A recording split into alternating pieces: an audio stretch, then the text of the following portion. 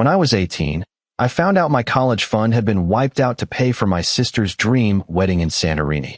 But it wasn't the money that crushed me. It was the way my mom laughed when I confronted her about it, like I'd just told her I wanted to be an astronaut or a rock star. "Oh, come on, Ethan," she chuckled, not even looking up from her tablet. "You're not exactly Harvard material." My name's Ethan. I'm 22 now, but I still remember every word of that conversation like it was tattooed behind my eyes.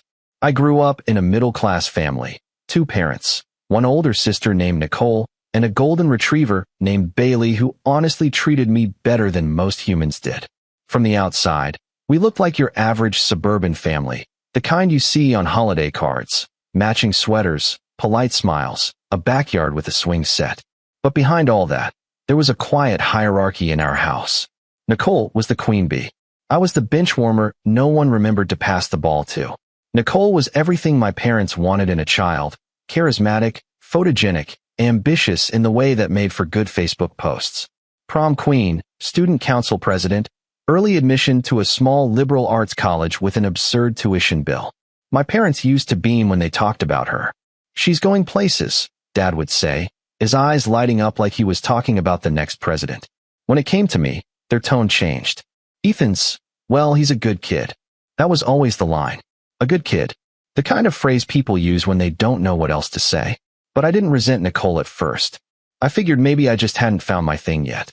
I was decent in school, especially in math, and I spent my free time fixing up old electronics in the garage. I wasn't flashy, but I had plans, big ones. I'd been dreaming of going to Georgia Tech since I was 15. I spent 2 years researching programs, building my GPA, applying for scholarships. I'd even gotten accepted into a pre-college summer program that year and had a whole spreadsheet tracking deadlines, tuition costs, and dorm essentials. I was ready, or I thought I was. The thing is, my parents had always promised us both college savings. Not massive trust funds or anything, but they made it clear from the time we were kids, if we got into a good school, they'd help us get there. I didn't question it. Every birthday card from Grandma came with a $50 check marked for the college fund. My part-time jobs through high school, every paycheck I saved went into that same account. I believed in that account. It wasn't just money, it was my future.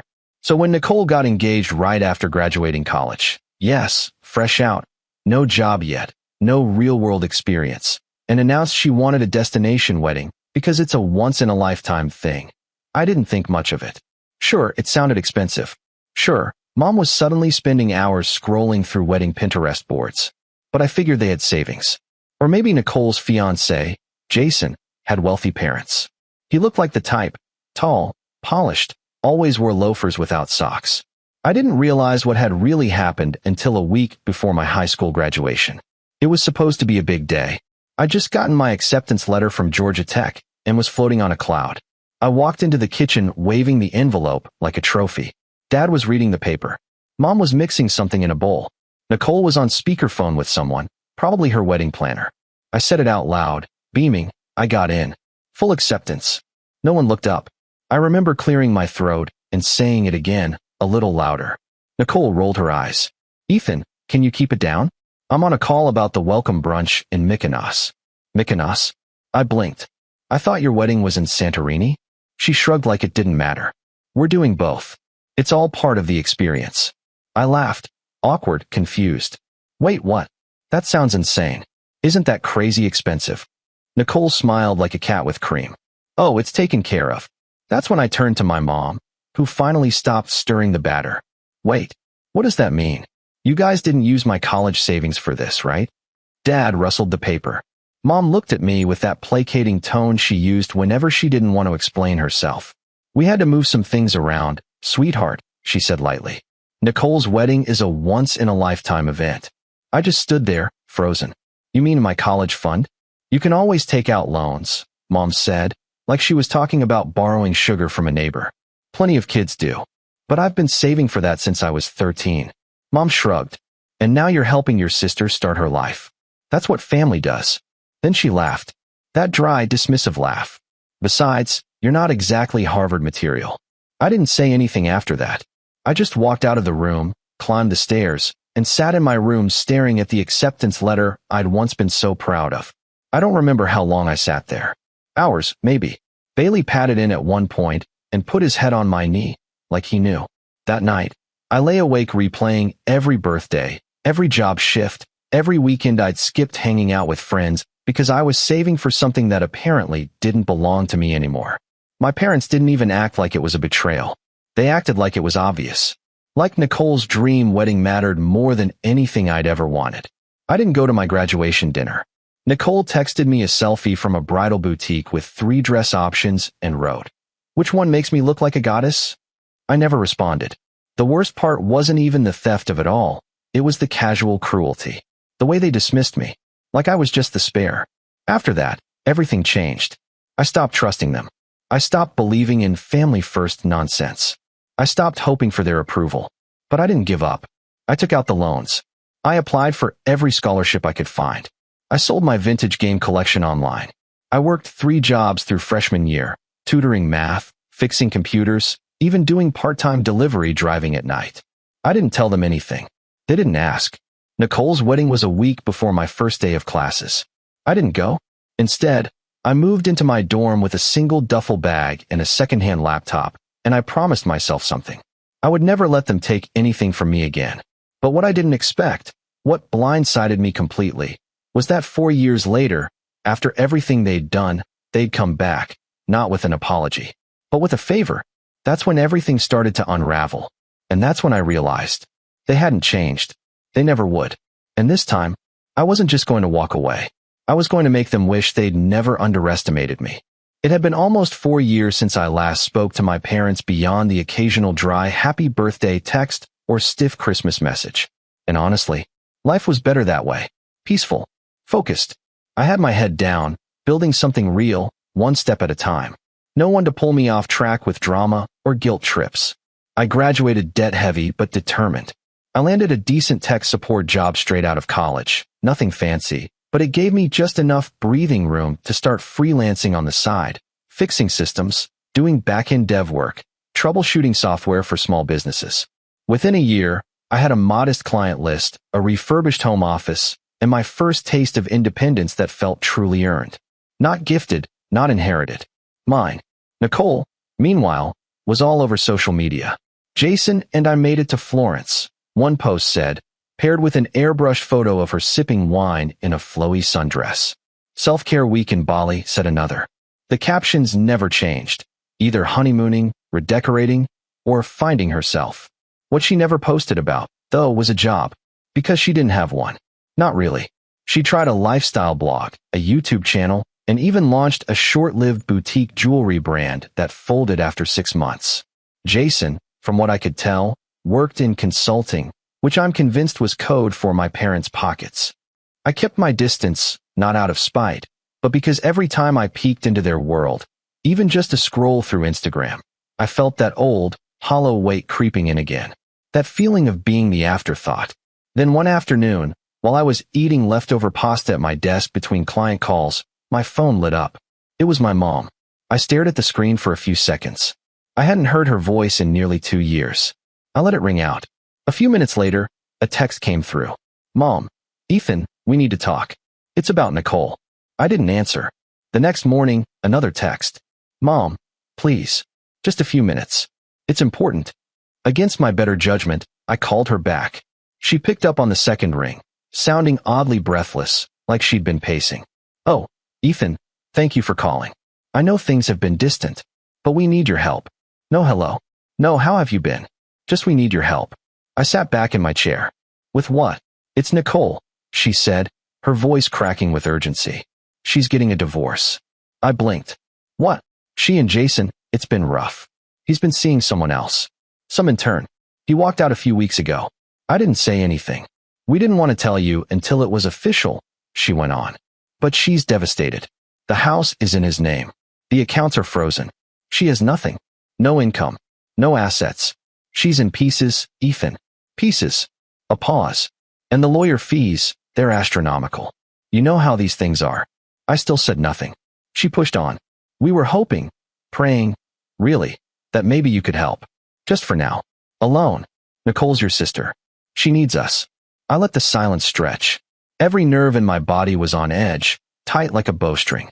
I could feel something boiling under my skin, but I wasn't sure if it was rage or disbelief. You want me, I said slowly, to pay for Nicole's divorce. Well, not all of it, she stammered. But maybe just help cover the retainer. She needs representation. Jason has a team of lawyers. I had to laugh. I couldn't help it. A sharp, bitter sound. Mom, for years ago you used my college savings so she could throw rose petals in the Aegean Sea. Now you want me to bail her out. That's not fair, Ethan. No, I snapped. You drained the one thing I had to build a future for her wedding. Then you told me to take out loans because I wasn't Harvard material. Now you're asking me to cover her legal bills. She hesitated. People make mistakes. We didn't know things would turn out like this. You didn't care how they'd turn out, I said. You gambled with my future, and now that she's screwed up hers, you want me to fix it. Her voice hardened. We're still your family. Are you? That ended the call. I thought that would be the end of it. I thought she'd go back to pretending I didn't exist, like she had for years. But I underestimated how desperate they were. 3 days later, Nicole showed up at my apartment. I opened the door, and there she was, same glossy hair, same forced smile energy, but this time wearing oversized sunglasses and carrying a purse that probably cost more than my rent. She didn't even say hi, just swept past me like she owned the place and made herself at home on the couch. I know what Mom said, and I just want to be honest with you, she began. This isn't just about me.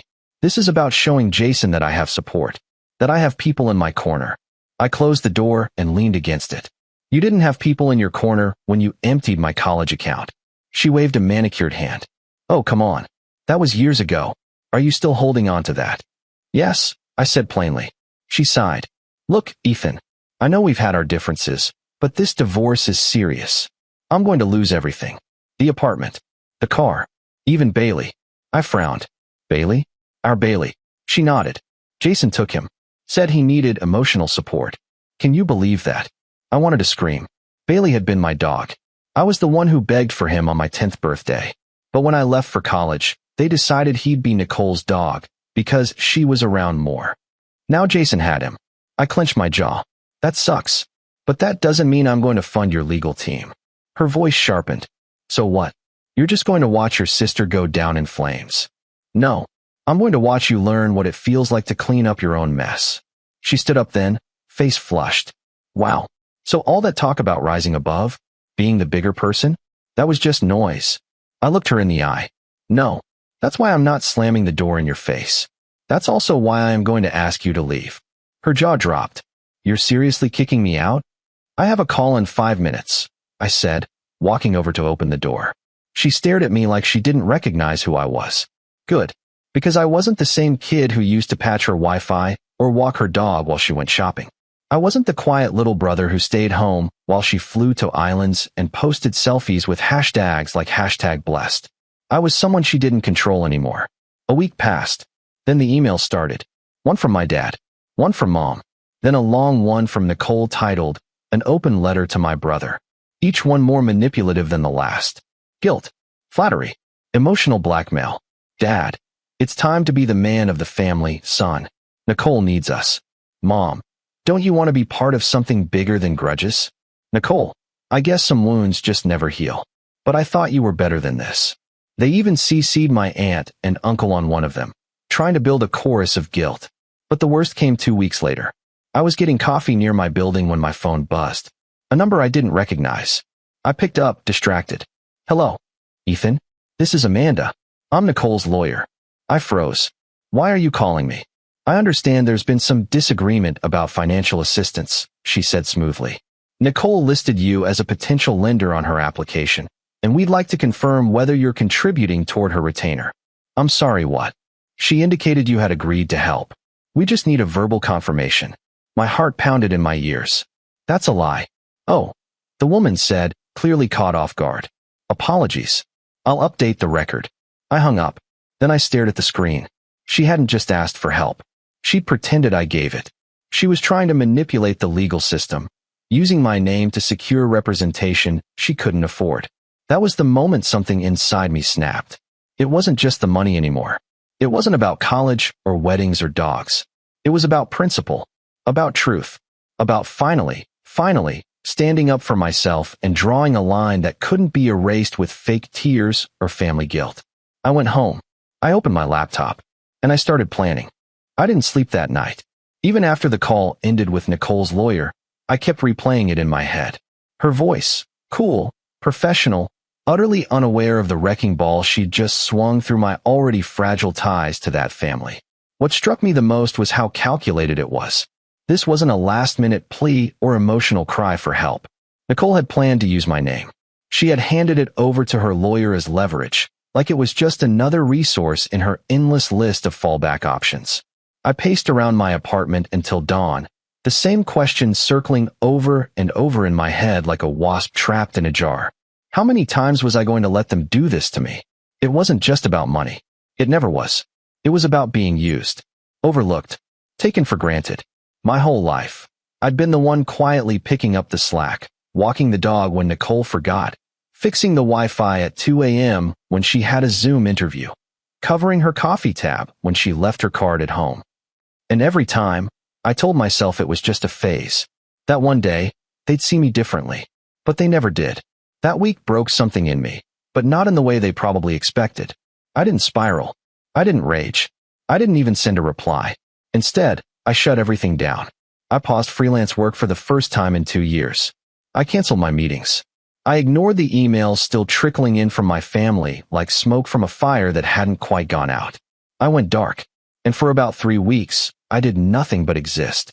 I ate ramen noodles and peanut butter sandwiches, let dishes pile up, skipped showers, and pulled the blinds down like I was hiding from a storm. Because emotionally, I didn't want to talk to anyone. I didn't want to explain. I didn't want to tell my friends why I looked like I hadn't slept in days or why I flinched when someone mentioned their parents. I had no one to talk to about it. Not really. My friends had good families. Or at least, ones that acted good. Ones that remembered birthdays and sent postcards and didn't use their college funds to pay for catered shrimp towers in the Greek islands. I hit my version of rock bottom one night at 2 a.m., sitting on the floor of my apartment, half drunk on cold coffee and eating dry cereal from the box. I'd just gotten an automated email reminder that my loan payment was due soon. The same loans I never should have had. The ones that existed because my own parents bet against my future.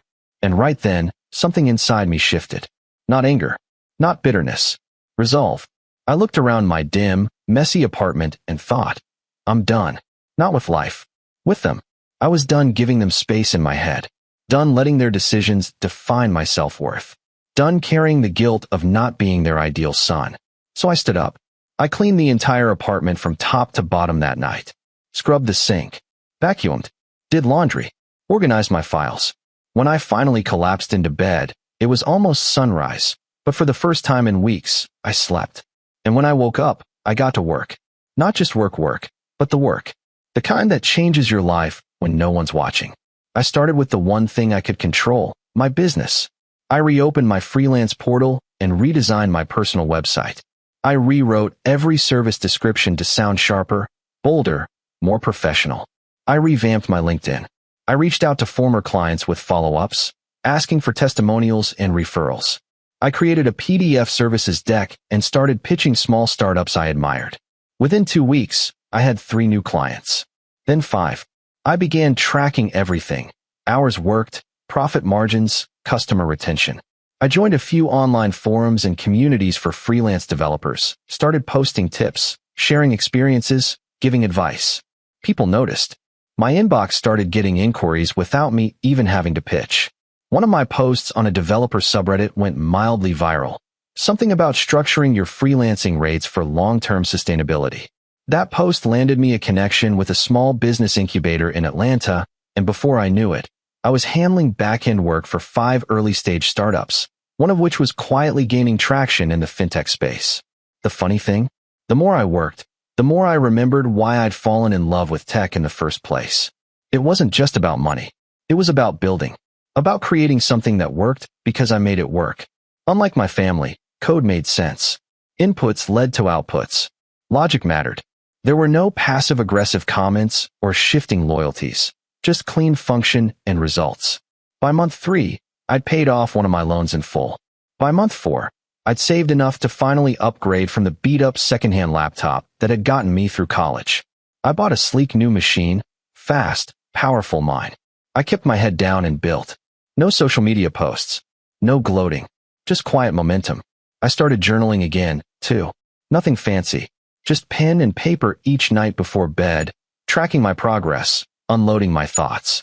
One night, I wrote something that stuck with me. If they couldn't see my worth when I had nothing, they don't get to benefit from me now that I'm building everything. It became a mantra. I taped it above my desk. Months passed. I got healthier. Not just mentally, but physically. I stopped eating like a stressed-out raccoon and started meal prepping. Nothing fancy, chicken, rice, broccoli, but consistent. I began jogging in the mornings. 10 minutes at first, then 20, then full runs along the river trail near my apartment. It helped, cleared my head, focused me. Around this time, I also reconnected with an old friend from college, Jared, who had started a small web dev company and was looking to bring someone in part-time. We grabbed coffee, talked shop, and clicked instantly. I took the role, and suddenly I had both a stable income and freelance clients on the side. Dual streams. More growth. Jared and I eventually partnered on a few projects that did well, one of which we ended up pitching to a local angel investor network. They didn't bite the first time, but one of the panelists remembered us. 3 months later, he reached out personally and asked if I'd be interested in helping with the back end on a new startup he was funding. And just like that, I was in. By the time I turned 23, I wasn't just surviving anymore. I was thriving. I'd built a full-time income, paid off most of my student debt, and launched a SaaS project with a modest but growing user base. I had my own LLC, a clean credit score, a small but respectable emergency fund. I wasn't rich. Not yet. But I was free. Free from the narrative they'd written for me. Free from the idea that I was second tier, less than, disposable. I'd built my own future. And that should have been the end of it. Should have been the happy ending. The look at me now glow up. The full circle moment. But life has a funny way of circling back when you least expect it. Because just when I thought I was finally out of their orbit, Nicole came back. Again. But this time, she didn't come with tears or lawyers. This time, she came with receipts. And what she revealed, it changed everything. It started with a knock. Not a phone call. Not a text. An actual knock at my apartment door, 3 sharp raps just past 10 p.m. I was debugging a script when it happened, completely in the zone. So when the sound jolted me out of my focus, I instinctively glanced at my Nest feed first. The moment I saw the familiar outline, arms folded, head tilted slightly like she was already annoyed, I knew it was Nicole. For a second, I thought about pretending I wasn't home, but curiosity won out. I opened the door. She looked tired, not in a long day kind of way, but in that stretched thin, makeup can't hide it way. Her hair was still sleek, but her eyes looked sunken, and the shine she always carried, the self-importance, the performative elegance, was dulled. She didn't say anything at first, just stood there with a manila folder clutched tightly in her hands, like she didn't trust herself to speak. "Ethan," she finally said, voice low. "I need to show you something." I didn't move. "Last time you showed me something, it involved lying to your lawyer and listing me as your financial sponsor." "I know," she said, looking down. "And I was wrong. That's not what this is." Against my better judgment, I stepped aside and let her in. She sat on the couch like she'd done 100 times before, but this time there was no air of entitlement. No smug smile. Just exhaustion. "I'm not here to ask for money," she said, placing the folder on the coffee table. "I'm here because I found out something about Mom and Dad. Something I think you deserve to know." I raised an eyebrow. "Go on." She opened the folder and pulled out a series of papers. Some were bank statements. Others looked like notarized letters. At the top of the stack was a printout from our parents' joint account, one I recognized because I used to deposit birthday checks into it when I was a teenager. Nicole handed it to me. "Do you remember the money Grandma left us?" I froze. Our grandmother, Dad's mom, had passed away when I was 14. A stern, no-nonsense woman who never had much to say, but always sent birthday cards with crisp bills tucked inside. She wasn't warm, exactly, but she was consistent. Dependable. I remembered her funeral. I remembered Dad getting oddly emotional, not just from grief, but something heavier, something more complicated. "She left us each a trust," Nicole continued. "Separate ones. Yours was $50,000. Mine was $50,000. The terms were the same. Locked until age 18, to be used for education or housing. I blinked. What? I didn't know until last week, she said. When I was going over some financial records with my divorce attorney, she found a weird transfer from my trust account to mom and dad's joint savings. I started digging. I stared at the document in my hand. There it was, plain as day. A withdrawal from a custodial account titled in my name, transferred directly into an account held by our parents. The date? 3 weeks before Nicole's wedding. My stomach turned. They used your inheritance, she said, almost whispering. Not just your college fund. Your inheritance. They closed the trust early and liquidated it. That's not even legal, I muttered, flipping to the next page. They falsified an educational waiver, she said. Said it was going toward your college tuition. Then they rerouted it. The paper trail's shaky, but my lawyer said with enough digging, it's provable. I sat back, letting the weight of it all crash over me. They hadn't just made a bad decision. They'd committed fraud. Against their own son. Against me. Why are you showing me this? I finally asked. Why now? Nicole hesitated, then said something I never expected to hear from her. Because I owe you. And because I think I finally understand what they did to you. She looked ashamed. Not performatively. Genuinely. When Jason left, they didn't help, she said. Not really. They offered a guest room and some tough love. That's it. I begged for help with legal fees. Mom said, well, you chose that man. She gave a short, bitter laugh. The same people who moved heaven and earth for my wedding wouldn't spare a dime for my divorce. I thought I was the golden child, she continued. Turns out I was just the useful one. The one they could parade around. The one who looked good on paper. And when I wasn't useful anymore. She trailed off. I didn't say anything. Not out of spite, but because I needed to absorb this version of Nicole. This quieter, cracked version who finally saw the machine from the outside. I'd waited years for her to get it. For her to see me not as the bitter sibling with a chip on his shoulder, but as someone who'd been systematically sidelined. And now she did. I don't expect forgiveness, she said after a moment. But I figured if you wanted to do something about it, you deserved to have the tools. She stood up, left the folder on the table, and walked to the door. Just before she stepped out, she turned and said, they underestimated you, Ethan. I did too. But I think they're about to learn what a mistake that was. She left. And that's when it hit me. I'd spent so long building my life away from them, distancing myself, proving I didn't need them, that I'd never once considered turning around and facing them head on. Not with resentment. Not with yelling or Facebook posts or Thanksgiving speeches. With power. Real, undeniable, legal, financial power. And now, I had it. I spent the next 3 days diving into the folder, cross-referencing every document, highlighting key transfers, making copies and backups of backups. I uploaded everything to a secure drive and shared access with an attorney friend of mine, Monica, who had once helped me with a freelance contract dispute. She took one look at the trust records and said, oh yeah, this is a mess. You've got grounds. Civil? I asked. Absolutely. And if you want to go nuclear? There's a fraud angle too. But that gets ugly. I thought about it for a long time. Then I said, I don't want to destroy them. I just want to take back what's mine. Monica nodded. Then we'll do it by the book. No surprises. Over the next few weeks, I built my case. Quietly. Strategically. Nicole provided more documents. Monica helped draft a formal demand letter. We uncovered other misuses of funds, small ones, maybe, but enough to show a pattern. There were even irregularities with Nicole's own trust, suggesting mom and dad had dipped into hers before she turned 18 as well. I began tracking my loan payments. Every cent I'd taken out because of their lie. Every interest fee I'd paid. Every month I'd spent working overtime to patch the hole they'd left. All of it, documented. And then, while scanning old email backups, I found something I'd long forgotten. An email from Dad, sent when I was 17. The subject was scholarship forms. In it, he told me not to apply for certain aid programs because it'll mess with the trust fund payout. We don't want to complicate things. I remembered being confused at the time. Now I knew why.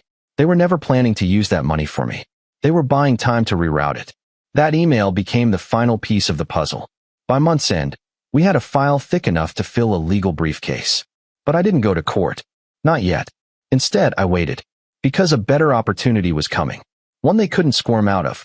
One where the spotlight would be on them. And where, for the first time, they'd be powerless to hide. You see, My parents had built their reputation in our community on being pillars of support. Dad sat on the board of a local business mentorship group. Mom was treasurer of the neighborhood association. They held fundraisers, threw garden parties, took pictures with plaques, and next month, they were being honored at a local gala for outstanding family contributions. The irony nearly knocked me off my chair. I RSVP'd anonymously. Then I started preparing for the main event. Not a scene, not a tantrum, just the truth, neatly packaged, legally backed, and strategically timed. They'd taught me everything I needed to know about appearances. Now I was going to show them what happened when the curtain fell. And this time, I wasn't backing down. The night of the gala arrived like a thunderstorm disguised in sunshine. It was one of those early summer evenings that started warm and easy, but held a charge beneath it, like something was waiting to break. I wore a navy blue blazer, not because I wanted to impress anyone, but because I knew how my parents would read it. Success, stability, professionalism. I wanted to look like the son they never thought I'd become, the one they pushed aside, the one they bet against.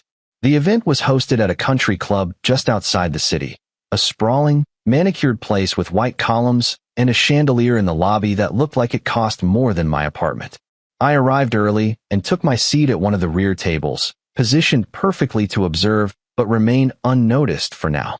The evening opened with a cocktail hour, full of fake laughter and too tight handshakes. I spotted my parents near the center of it all, dressed to the nines. Dad in a gray tailored suit, Mom in a crimson dress that shimmered under the lights. They looked every bit the respected community couple, smiling, toasting, posing for pictures with a backdrop that read, "Honoring those who give back." Nicole wasn't there. We'd agreed on that. She didn't want to be seen, not yet, but she'd helped me prepare every piece of what was coming. After an hour, the guests were ushered into the banquet hall. Round tables, polished silverware, white tablecloths, floral centerpieces. It was elegant, tasteful, and hollow. A few speakers took the stage. Some award for local entrepreneurs, another for a charity initiative. Then came the main segment, the one labeled on the program as the Legacy Award, celebrating a lifetime of community dedication. That's when they introduced my parents. There was a short video montage, pictures of them over the years, volunteering, mentoring, smiling beside ribbon cuttings and award plaques. The narrator praised them for their financial generosity, for setting an example of family leadership and selflessness. I couldn't help but scoff. Then they walked on stage to a round of polite applause. Mom beamed. Dad gave his trademark modest wave. They looked like royalty, untouchable, until the envelope arrived. The MC handed Dad the mic and stepped back. My father cleared his throat and began with a joke, something about being more comfortable in a workshop than on a stage. The crowd chuckled. And then, right on cue, one of the event staff walked up the stairs. She was young, maybe early 20s, dressed in black slacks and a white collared shirt. She held a cream-colored envelope with both hands and whispered something to the MC. I watched as confusion flickered across his face. Then a pause. Then he leaned into the mic and said, "Apologies for the interruption, folks. We've just received a document related to tonight's honorees. It appears to be from their son." A ripple of murmurs swept the room. My father's smile twitched. My mother blinked hard. I stood up from my table and made my way toward the stage. Slowly, calmly, people turned to look. Whispers followed me like a shadow. The MC hesitated, unsure what to do, but I gave him a nod as I stepped beside him. "May I?" He handed me the mic. I turned to face the crowd, and for a moment, I saw them, not just my parents, but the entire room. Donors, executives, neighbors, friends, all people who'd been fed the same narrative for years. The benevolent couple, the generous parents, the pillars of the community. I took a breath. "My name is Ethan," I said. "Some of you know me. Most of you probably don't. I'm the son of tonight's honorees." I looked at my parents. Mom's lips were tight.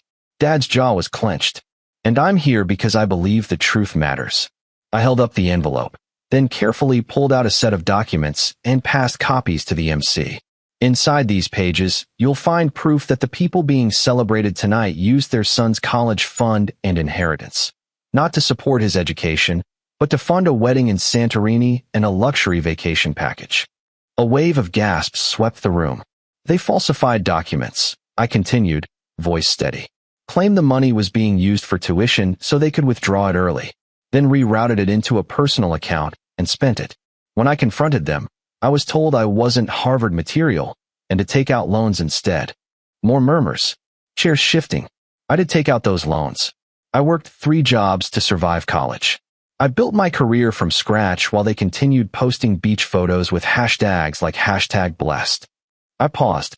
They did this while being praised for their generosity, while holding up a public image that doesn't match the private damage they've caused. I turned back to the crowd. And I'm not here for vengeance. I'm here for honesty.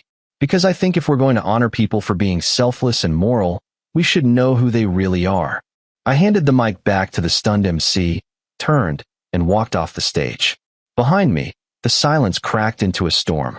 People were whispering, pointing, exchanging glances. My parents remained frozen in place.